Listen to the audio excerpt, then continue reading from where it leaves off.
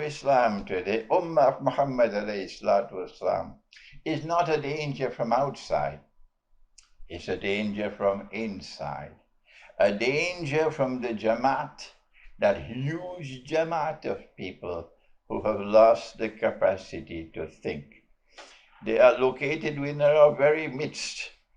You can recognize them. They have eyes and cannot see. They have ears and cannot hear. They have hearts and do not understand. Allah says about them, I didn't, Allah says, He used very harsh language. This is not insulting language. If I follow what is there in the Quran, and I also use harsh language, no, I'm not insulting. Allah says they are like cattle. And when you cannot think and you betray the deen, he says you are like donkeys. He says they are like dogs. This is in the Quran. Kamathal kalb. They're like dogs. This harsh language is in the Quran.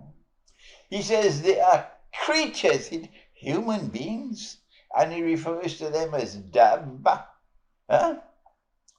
إن شر الدواب عند الله الصم البكم الذين لا يعقلون.